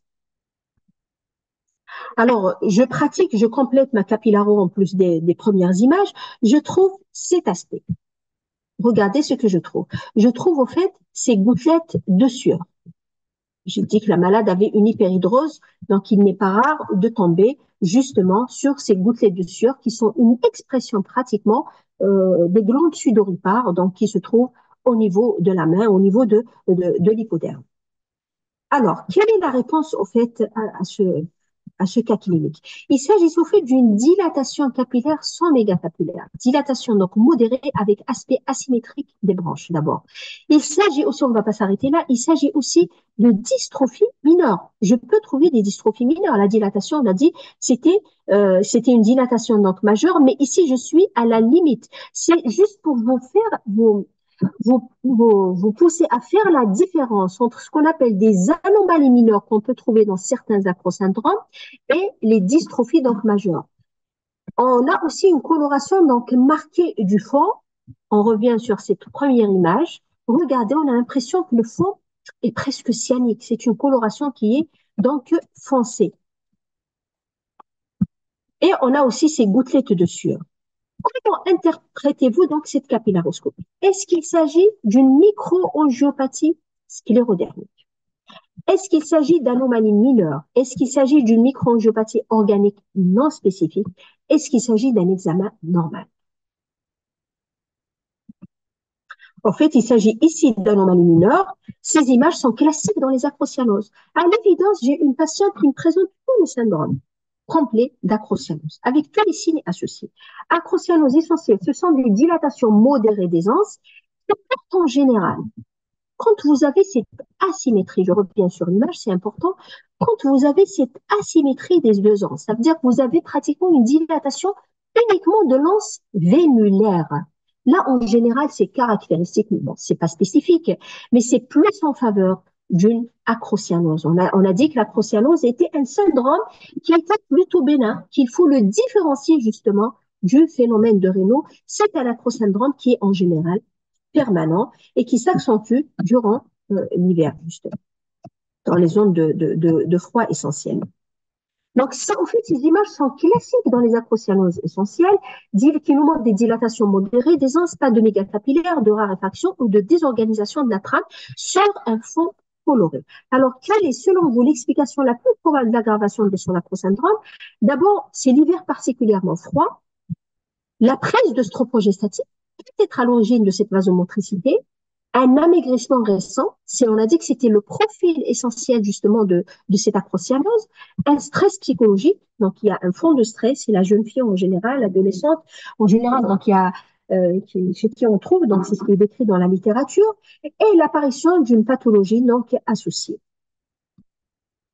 Amaigrissement récent, il s'agit d'une cause fréquente d'aggravation d'un acrosyndrome donc primitif. En général, oui, il y a cette notion de maigreur. Pourquoi, au fait, la maigration va s'accompagner d'une perte de l'homéostasie, en général, une perte de l'homéostasie donc de cette patiente. Quel diagnostic retenez-vous? Est-ce qu'il s'agit d'une sclérodermie systémique? On a répondu. Est-ce qu'il s'agit d'une acrocyanose essentielle? Pas seulement. Est-ce qu'il s'agit d'un phénomène de Raynaud primitif, d'angélure, d'hyperhidrose, d'acrorhizose ou d'embole de cristaux de cholestérol? Je ne sais pas s'il y a des... Il y a des réponses. Il y a des réponses? Je sais pas. Je pose la question comme vous. D'accord. Est-ce que vous pouvez faire cette question, s'il vous plaît? Juste pour sentir qu'il y a une interactivité. Alors, j'ai le phénomène de Raynaud primitif. Non, c'est en cours d'enregistrement. Alors, attendez. Non, malheureusement, l'option est désactivée. Non, non. Non, j'essaie de trouver l'option d'enregistrement est désactivée. Non, non, non, je cherche les réponses. Les questions. Alors, c'est la réponse 2, acrocyanose, angélure et hyperhidrose. Alors, en fait, vous avez tous raison pratiquement, donc je vais essayer de répondre. Alors, s'il te plaît. Voilà. C'est bon, parce que j'avais perdu le. Alors, en fait, le diagnostic à retenir. Oui, nous sommes devant une acrocyanose essentielle. C'est une coloration permanente des mains en hiver. Ça, vous l'avez vu, on l'a vu ensemble dans l'acrosyndrome, qui s'accompagne justement sur le plan capillaroscopique de l'aspect qu'on vient de voir. Ça veut dire que vous aurez une dilatation veinulaire qui va porter sur une anse, et donc c'est une dilatation qui sera asymétrique sur un fond qui est cyanique, qui est bien coloré.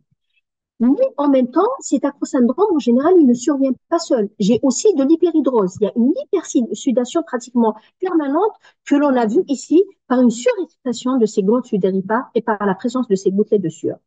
J'ai aussi un phénomène de Raynaud primitif. On a dit que les deux acrosyndromes peuvent être associés, ce n'est pas obligatoire. Il y a cette notion de crise hibernale. Pourquoi, au fait? Parce que le phénomène de Raynaud, il est en général masqué, justement, derrière la présence, il est masqué derrière le fond permanent, pratiquement, de cette acrocyanose. Donc, on peut méconnaître la présence d'un phénomène de Raynaud. Et enfin, nous avons ce prurite, ces lésions cyaniques qui sont prurigineuses, qui peuvent aussi survenir dans ce contexte d'acrocyanose qu'on appelle les angélures. Donc, ces acrosyndromes sont souvent associés. Et en général, ils peuvent s'exprimer peut-être tout en plus par une micro-angiopathie organique non spécifique, sinon par ce qu'on appelle des anomalies mineures. Donc, juste une petite dilatation veineuse. Donc, le message, l'acrocyanose est caractérisée par des anomalies mineures en capillaroscopie qui sont parfois trompeuses. Donc, il arrive, oui, devant ces dilatations, vous pouvez justement porter à tort le diagnostic de microangiopathie organique. Alors que c'est pour ça qu'il est important d'interroger la patiente, de connaître le profil de la patiente et de s'intéresser aux anomalies associées pour ne pas porter à tort justement le diagnostic peut-être d'un paysage sclérodermique ou de dilatation, etc. Donc, voilà quelques images que je vais vous présenter. Donc, en principe, on termine bientôt, Madame Gougam. J'espère qu'il ne s'impatiente pas. Quelques images, donc, pratiquement, de paysages sclérodermiques chez des patientes que nous avons eues dans le service. Comme vous le voyez ici, nous avons des mégacapillaires. Là, c'est une vision, donc, de loin. Donc, je n'ai pas affiché ici parce que je n'ai pas pris de mesure. Donc, 2 mégacapillaires avec parfois quelques quelques hémorragies. Donc, voilà les mêmes images pratiquement chez la même patiente. J'ai ici un mégacapillaire que je mesure qui est déjà à 55 microns, mais qui n'est pas isolé, qui est associé aussi à des zones désertes. Comme on le voit ici, j'ai des zones de perte capillaire et aussi des zones de larges zones d'hémorragie. Donc ici, je suis devant un stade pratiquement actif. Donc voilà, chez la même patiente aussi, donc un autre aspect de paysage sclérodémie, mais comme vous le voyez ici, il y a aussi de l'œdème. Comme on le voit, il y a un œdème qui est important, mais qui ne nous empêche pas quand même qui n'empêche pas la visibilité de ces mégacapillaires que l'on devine, qu'on arrive quand même à deviner sous cet œdème. Donc, voilà un autre aspect. Donc là, oui, il s'agit aussi de la même patiente. J'ai beaucoup de mégacapillaires, j'ai de la perte capillaire, j'ai aussi des hémorragies capillaires. Donc, il s'agit à l'évidence d'un stade, à l'évidence d'un stade. Est-ce que la pilule... Oui, là, j'ai une question. Alors, pour ce qui est des questions générales, si vous le permettez, je vais essayer de répondre à la fin. D'accord? Là, on va essayer d'enchaîner avec les aspects. D'accord, là, un stade actif, très bien. Nous sommes devant un stade actif. Très bien. Pourquoi? Au fait, j'ai beaucoup de mégacapillaires, j'ai des hémorragies et j'ai aussi de la perte capillaire, mais sans arriver au stade de zones désertes qui sont à moins de 3.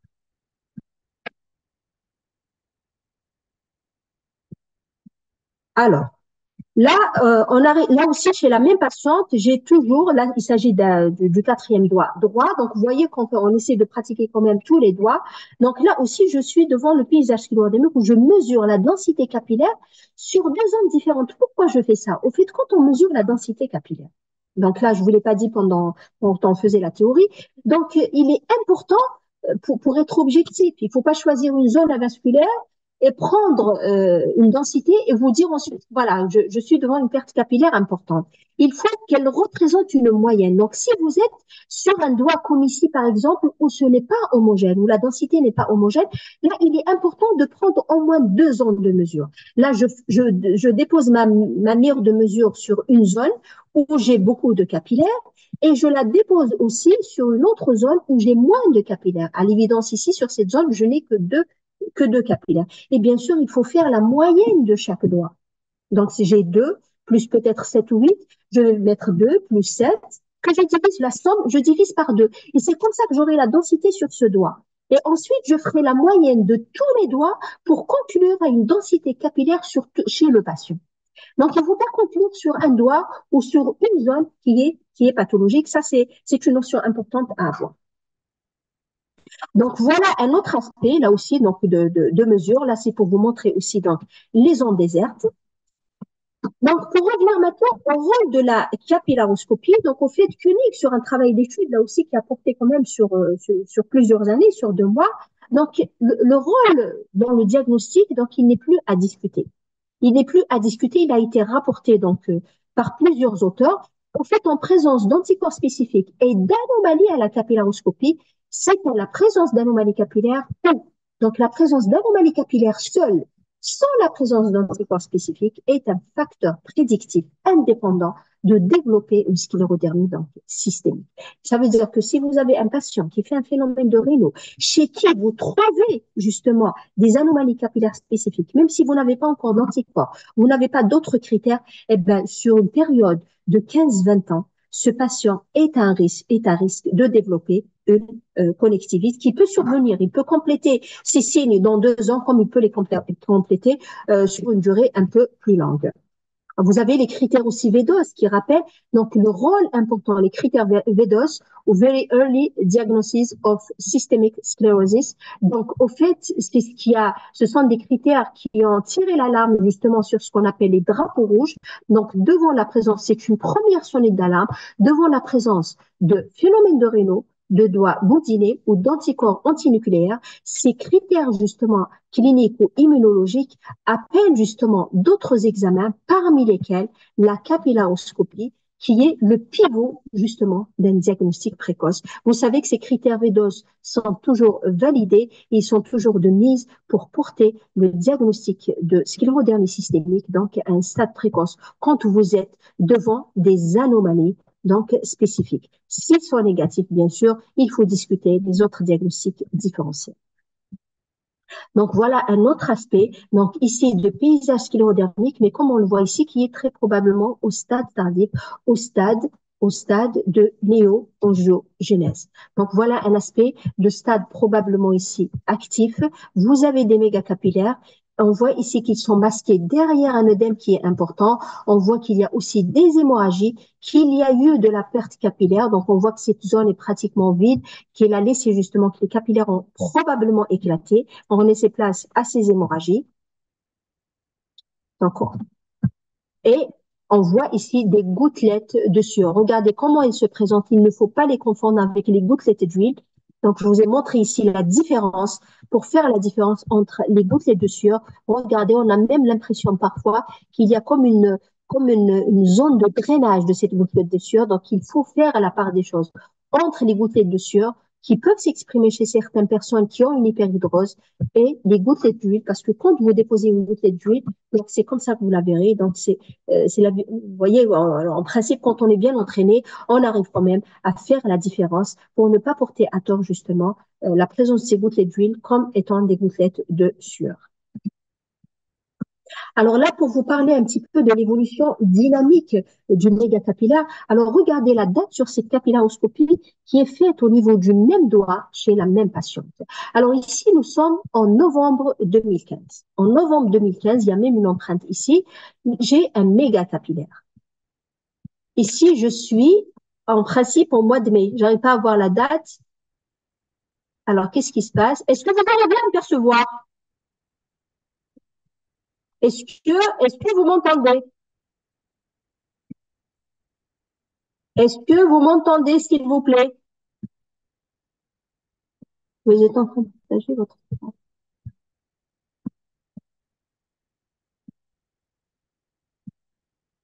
Est-ce que vous m'entendez, s'il vous plaît? Très bien, voilà, parce que j'avais l'impression d'être toute seule. Bien, très bien. Donc là, pour revenir un peu sur ces images dynamiques, d'accord? Sur ces images dynamiques, regardez ici, j'ai une patiente à qui on a pratiqué pratiquement une capillaroscopie en novembre 2015 et chez qui je trouve justement ce capillaire qui est dilaté, qui est un méga capillaire. Et là, chez la même patiente, je suis au mois de mai, c'est ça, j'arrive pas à voir, je suis au mois de mai, donc 2015. Regardez sur le même doigt, il s'agit du troisième doigt gauche. Ce capillaire qui est ici dilaté, eh ben, il n'existait pas. Il n'existait pas, c'est probablement ce capillaire qui était dilaté, qui a ensuite évolué d'une façon anévrismale, pratiquement. C'est l'image que nous avons ici 6 mois plus tard.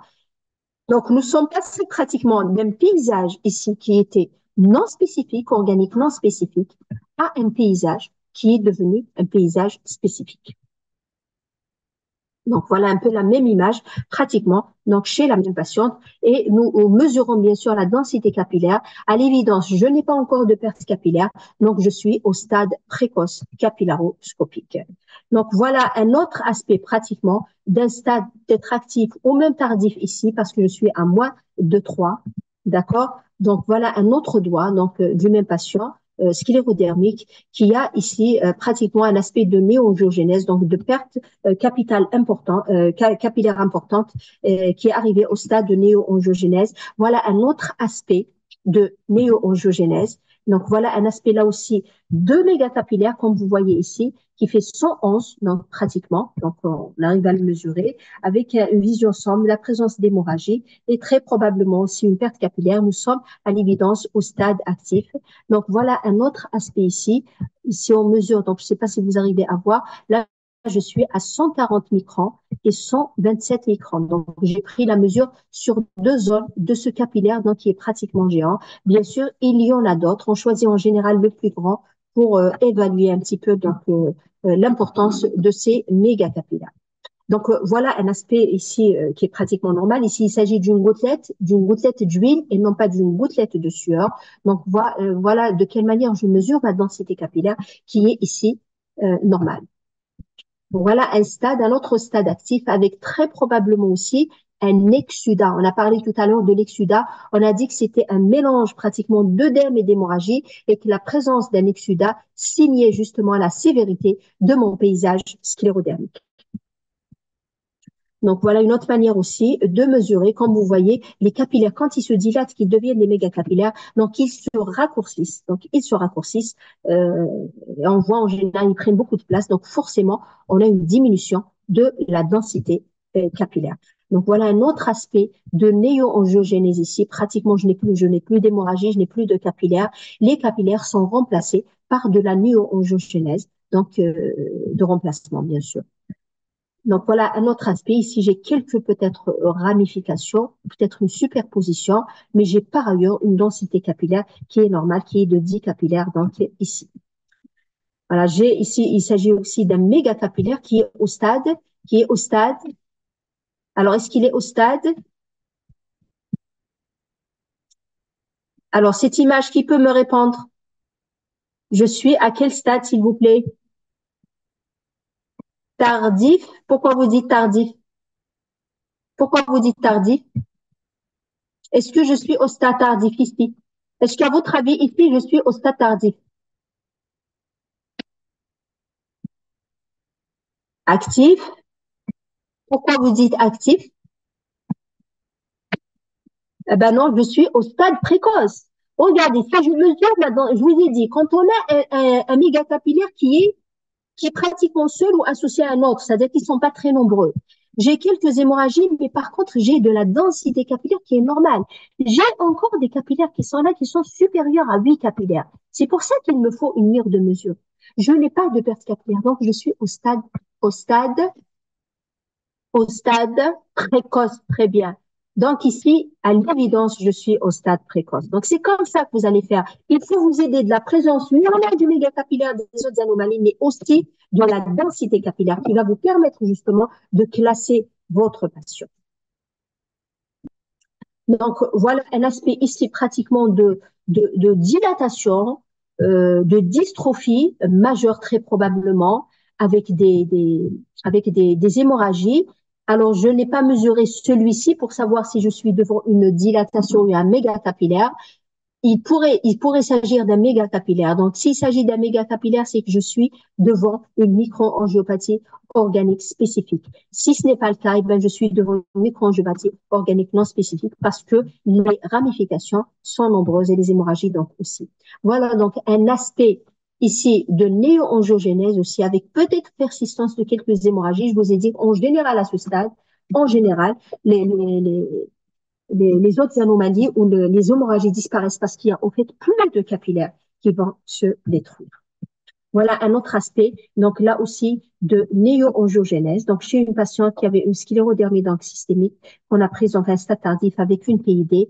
Donc un autre aspect, donc de la même patiente, de néo-angiogénèse aussi. Donc il s'agit à l'évidence d'un stade là aussi donc tardif. Donc là j'ai un aspect de microangiopathie organique non spécifique. Non spécifique parce que j'ai des dilatations. Regardez ici, ce capillaire, je l'ai mesuré, il fait 25, mais je n'ai pas de perte capillaire, je n'ai pas de mégacapillaire, je n'ai pas de néoangiogénèse, je n'ai pas d'autres anomalies. Donc, je suis devant très probablement. Il s'agit là aussi d'une patiente sclérodermique, donc c'est notre patiente, donc nous la suivons, mais qui n'avait pas de paysage sclérodermique. En quoi c'est possible? Donc, il existe, oui, des patients qui ont un paysage, qui ont une maladie sclérodermique, mais sans spécificité à la capillaroscopie. Et voilà donc un aspect d'œdème péricapillaire ou d'œdème capillaire, une forme œdémateuse pure, comme vous le voyez ici, qui nous empêche pratiquement entièrement la visibilité des capillaires. Voilà ici un autre aspect. Donc, c'est un aspect qu'on décrit en créneau. C'est une dystrophie mineure, le créneau. Là, ce sont des anomalies peut-être mineures. Donc, je peux conclure, si elles sont nombreuses et qu'elles sont retrouvées sur d'autres doigts, je peux conclure à une microangiopathie organique. Maintenant, si je les trouve uniquement sur un doigt, je vais conclure à des anomalies mineures qui n'ont aucune spécificité. Donc voilà, donc là aussi un autre paysage sclérodermique, comme vous le voyez ici, avec présence d'œdème, présence peut-être d'un exsudat et d'hémorragie capillaire. Comme vous voyez ici, il est très important, donc ce capillaire, il est géant, donc il est énorme.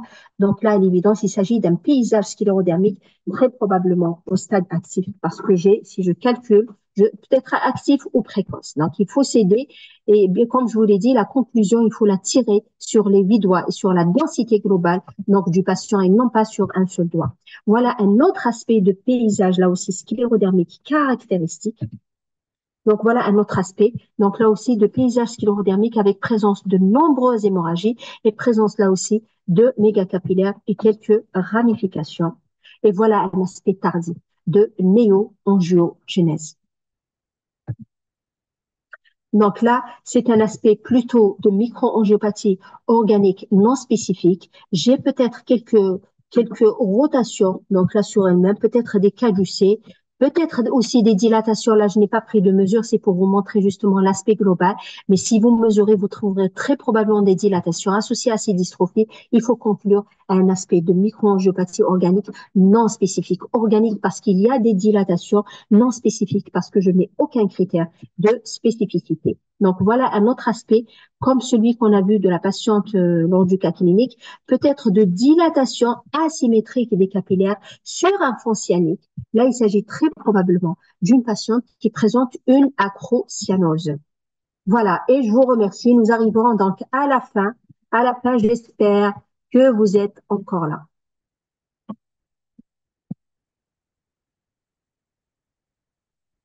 Voilà, je vous remercie.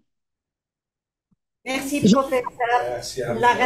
Il y a vraiment, les gens sont intéressés. Hein. Je ne savais pas qu'il serait un jeudi. Je pense que ça touche un peu à tout le monde. Les gens commencent à comprendre l'intérêt de cet examen.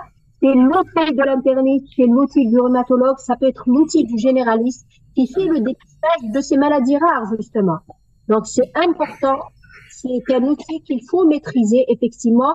Et il faut surtout, même quand on n'a pas l'appareil, il faut surtout être critique vis-à-vis des conclusions, des comptes rendus que nous recevons. Parce qu'on reçoit beaucoup de comptes rendus vraiment erronés. Ça veut dire qu'il n'y a pas de concordance entre les résultats et la conclusion. Est-ce que tout le monde a fait cette formation? Est-ce que tout le monde a eu la possibilité de faire la capillaroscopie?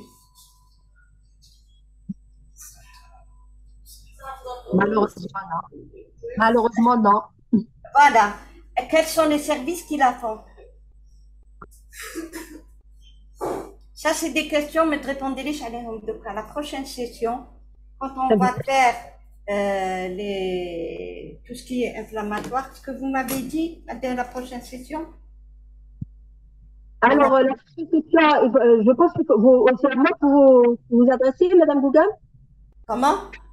C'est à moi que vous parlez pour la session. Non. Très bien. Est-ce que vous avez déjà, vous devez répondre aux questions, s'il y a des questions.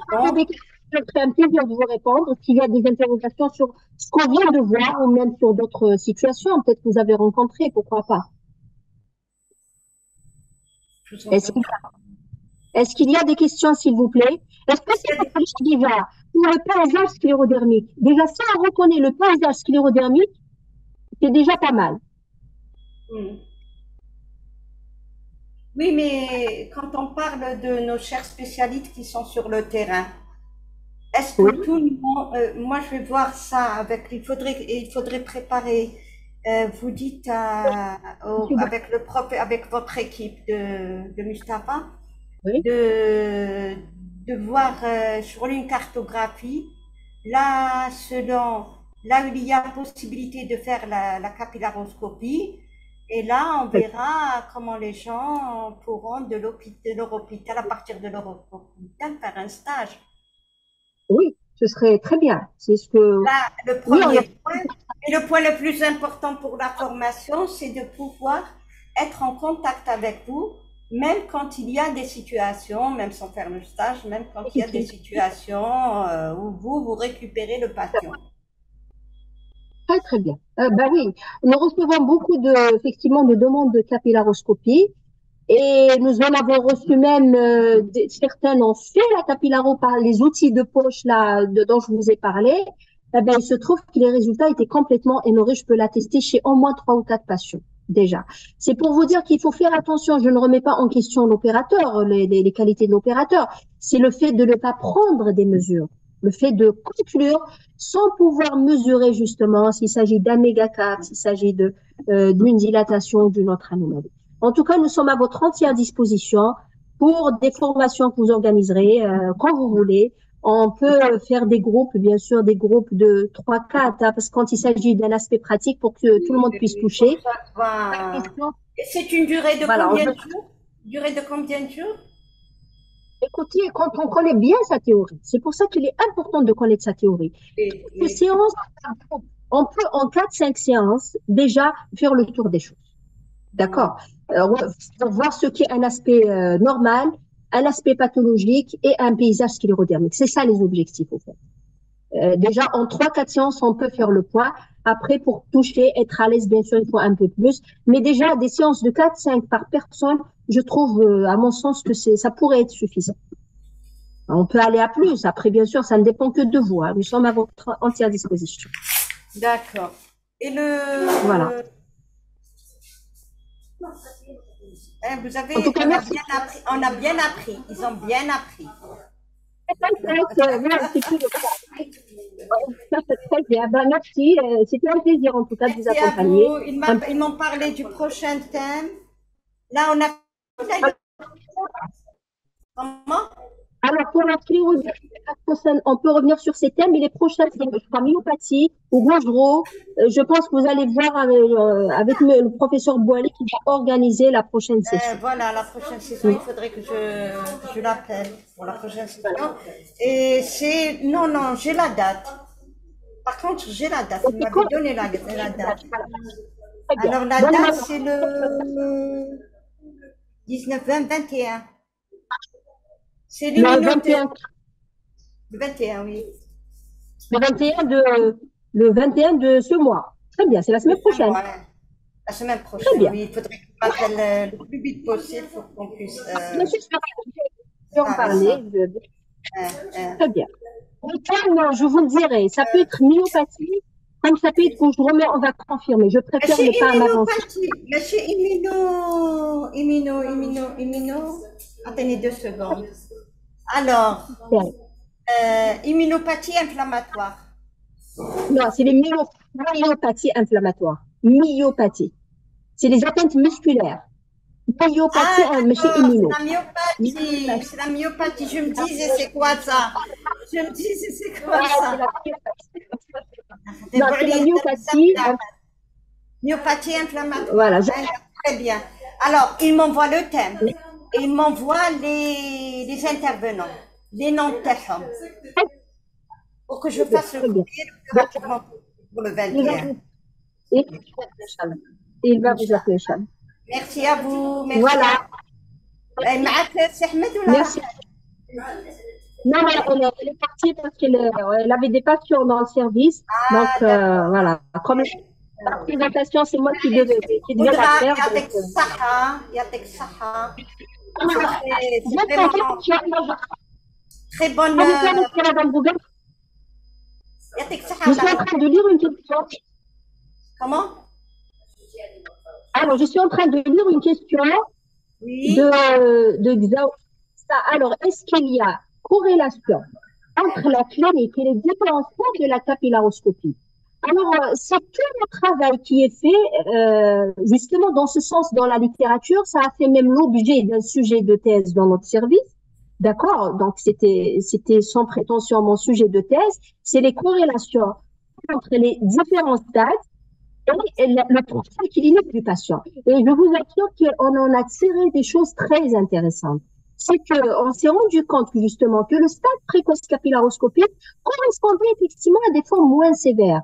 Que l'absence du paysage sclérodermique chez un patient sclérodermique, c'est-à-dire l'absence de ces critères de spécificité, était corrélée aussi à des formes de maladies moins sévères. C'est pour vous dire, oui, qu'il y a un intérêt pronostic aussi dans la capillaroscopie, qui commence d'ailleurs il y a beaucoup d'articles qui tombent justement même dans la littérature dans ce sens. Bien sûr, après, il faut beaucoup d'études pour confirmer tout ça. Il n'y a pas encore de recommandations il y a des recommandations pour l'utiliser dans le diagnostic, mais il n'y a pas encore de recommandations pour l'utiliser dans le pronostic. Par contre, il faut absolument essayer de prévenir la survenue des ulcères digitaux. Si vous êtes devant un stade tardif, il est clair que ça augmente le risque de survenue d'ulcères digitaux qu'il faut absolument prévenir. Voilà. Je ne sais pas si vous avez d'autres questions. Est-ce qu'il y a d'autres questions? Est-ce qu'il y a d'autres questions?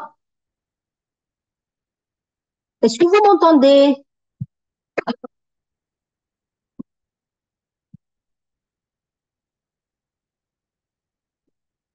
Madame Gougam? Madame Gougam? Elle est Bien. tiraillée. Ma collègue, je viens de la frapper parce qu'elle m'a appelé pour un courrier. D'accord, d'accord. Ok.